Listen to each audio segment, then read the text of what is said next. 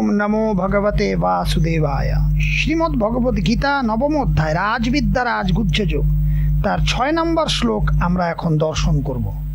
भगवान 4 एवं 5 नम्बर श्लोके अर्जुन के बोलेছিলেন कि हे अर्जुन, आमी अव्यक्त स्वरूपे এই সমস্ত জগৎ ব্যাপী আছি, সমস্ত ভূত আমাতে অবস্থিত, কিন্তু আমি তৎসমুদে অবস্থিত নই। অর্থাৎ 4 নম্বর শ্লোকে ভগবান বললেন যে তিনি অব্যক্ত রূপে এই সমস্ত জগৎ ব্যাপৃত করে তিনি আছেন, সমস্ত প্রাণী জগৎ জীব জগৎ তার মধ্যেই অবস্থিত, কিন্তু তিনি সেসবের মধ্যে অবস্থিত নন।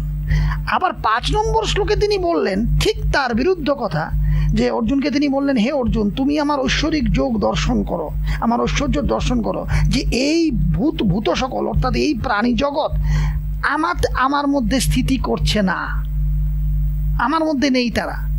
আমি ভূত ধারক, আমি প্রাণী জগতের ধারক, আমি ভূত পালক, আমি প্রাণী জগতের পালক, কিন্তু এই প্রাণী জগৎ এই ভূত সকল আমাতে অবস্থিত নয়। তো একবার ভগবান বললেন যে এই জগৎ তার মধ্যে অবস্থিত, এই প্রাণী জগৎ তার মধ্যে অবস্থিত। আবার তিনি 5 নম্বর শ্লোকে বললেন যে আমার যোগৈশ্বর্য দর্শন করো, যে এই জীব জগৎ আমার মধ্যে অবস্থিত নয়। এখন এই যে তার যোগৈশ্বর্য এটা কি রকম, এটা বোঝানোর জন্য ভগবান একটা উদাহরণ দিচ্ছেন এই 6 নম্বর শ্লোকে, যে কেমন করে সমস্ত জীব জগৎ তার মধ্যে অবস্থিত থেকেও তার মধ্যে অবস্থিত নয়।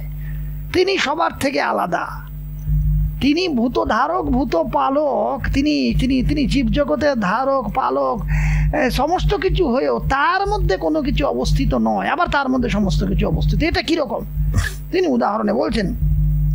6 নম্বর শ্লোক, যথাকাশস্থিতো নিত্যং বায়ুঃ সর্বত্র গো মহান তথা সর্বাণি ভূতানি মৎস্থানি তুপধারয়। হে অর্জুন, যেমন সর্বত্র গমনশীল বায়ু, সর্বত্র গমনশীল মহান বায়ু আকাশে অবস্থিত, সেইরূপ সমস্ত ভূত সমস্ত জীব জগৎ সমস্ত প্রাণী জগৎ আমাতে অবস্থিত, এরকম জানবে। কিরকম এটা, মানে ভগবান বলছেন যে যে বায়ু বাতাস সব জায়গায় যেতে পারে, তো এই সর্বত্র গমনশীল যে মহান বায়ু সেটা আকাশে অবস্থিত, কিন্তু আকাশের সঙ্গে সে সম্পৃক্ত নয়, লেগে যাচ্ছে না আকাশের সাথে। ঠিক সেরকমই সমস্ত ভূত আমার মধ্যে অবস্থিত। এটা কিরকম, যেমন বায়ু আকাশে থাকলেও আকাশের সাথে সেটা সংস্পৃষ্ট হয় না, ঠিক সেরকমভাবে সর্বভূত আমাতে থাকলেও আমার সাথে তাদের কোনো সংশ্লেষ হয় না, কেননা আমি অসঙ্গ, বস্তুত আমাতে কিছুই নেই, অথচ যেন বোধ হয় ভূত সকল আমাতেই আছে। এই জন্যই একবার বলা হয়েছে ভূত সকল আমাতে আছে, আর আরেকবার বলা হয়েছে যে ভূত সকল আমাতে নেই। আবার বলা হচ্ছে যে ভূত সকল ধারণ করেও আমি ভূত সকলে নেই। মর্মার্থ এই যে নির্গুণ বিভাবে আমি অসংস্পৃষ্ট, যে ভগবানের যে নিরাকার সত্তা, ভগবানের যে দুটো সত্তা, সাকার সত্তা নিরাকার সত্তা, সাকার বিভাগ নির্গুণ বিভাগ, ভগবানের সেই নির্গুণ পরমাত্মা রূপে তিনি অসংস্পৃষ্ট, কোনো কিছুর সঙ্গে তিনি যুক্ত নন। সগুণ বিভাবে আমি ভূত ধারক, ভগবানের সগুণ রূপে সাকার রূপে ভগবান ভূত ধারক ভূত পালক, সমস্ত ভূত তার মধ্যে অবস্থিত করছে, কিন্তু নির্গুণ বিভাগে ভগবানের পরমাত্মা রূপে নির্গুণ স্বরূপে তিনি সর্বদা নিঃসঙ্গ, তিনি উদাসীন, তিনি কোনো কিছুর সঙ্গে যুক্ত নয়। কারণ যদি উদাহরণ ভগবান না দেন তাহলে জীব বুঝবে না। অতএব এই তত্ত্ব সম্পর্কে বদ্ধজীবের ধারণা হবে না, তার জন্য কোনো জায়গায় উদাহরণ দেওয়ার প্রয়োজন পড়ে। যেরকম আকাশ একটি সর্বব্যাপী বস্তু, তাতে বায়ু সর্বত্র গতি, তার আকাশের মধ্যে বায়ু থাকে, কিন্তু মনে হয় যেন বায়ু আকাশেই আছে, কিন্তু আসলে বায়ু আকাশে নেই। বায়ু আকাশের সঙ্গে সংস্পৃষ্ট হয় না, কিন্তু মনে হয় যেন বায়ু বাতাস আকাশেই আছে, কিন্তু বাতাস আকাশের সাথে সংস্পৃষ্ট হয় না। ঠিক সেরকম ভগবানের সাকার রূপে সমস্ত জীব জগৎ মনে হয় ভগবানের মধ্যেই বিরাজমান, কিন্তু ভগবানের নির্গুণ রূপে, ভগবানের পরমাত্মা রূপে, নিরাকার রূপে কোনো কিছুই ভগবানের সঙ্গে যুক্ত নয়। ভগবান সবার থেকে আলাদা, তিনি সমস্ত কিছু থেকে অসংস্পৃষ্ট, তার সঙ্গে কোনো কিছু সংশ্লিষ্ট হয় না।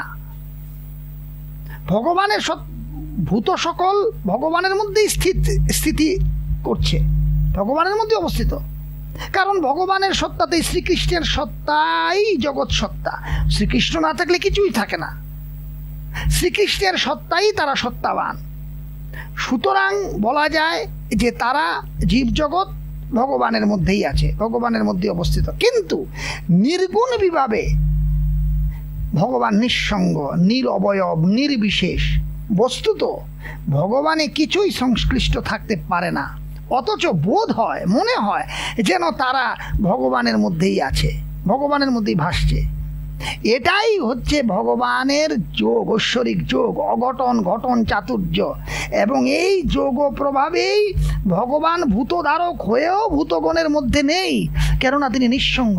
এবং এটার উদাহরণ, এটা বোঝানোর জন্য, মানে কিভাবে এটা হয় এটা বোঝানোর জন্যই ভগবান এটা বলছেন যে অর্জুন, যেমন কি দিয়ে তোমাকে বোঝাবো, তো বায়ুর উদাহরণ দিয়ে বোঝালেন ভগবান, যে যেরকম সর্বত্র গমনশীল মহান বায়ু আকাশেই অবস্থিত, আকাশেই থাকে, কিন্তু আকাশের সঙ্গে সংশ্লিষ্ট হয় না।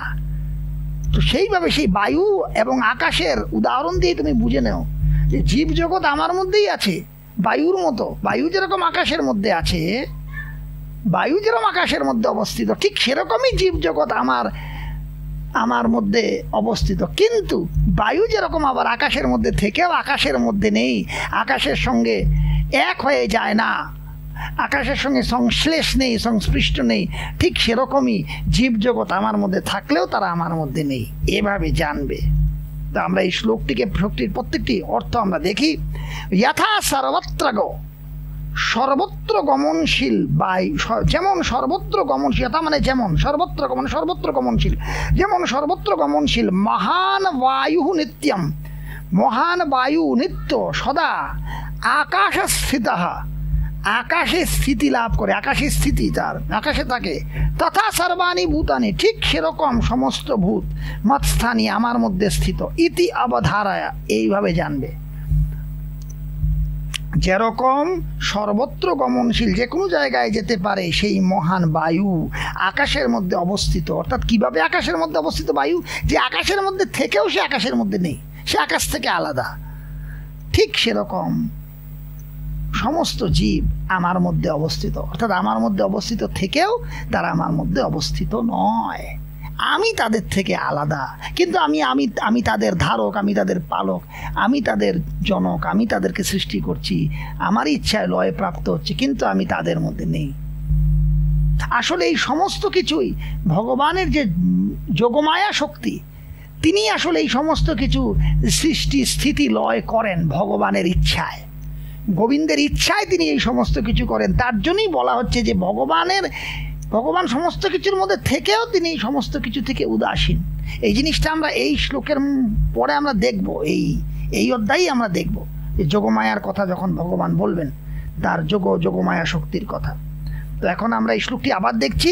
যথাকাশস্থিত নিত্যং বায়ু সর্বত্র গো মহান তথা সর্বাণি ভূতানি মৎস্থানিত্যুপধারয়, যেমন সর্বত্র গমনশীল মহান বায়ু আকাশে অবস্থিত, ঠিক সেই রকম সমস্ত ভূত আমাতে অবস্থিত, এটাই জানবে।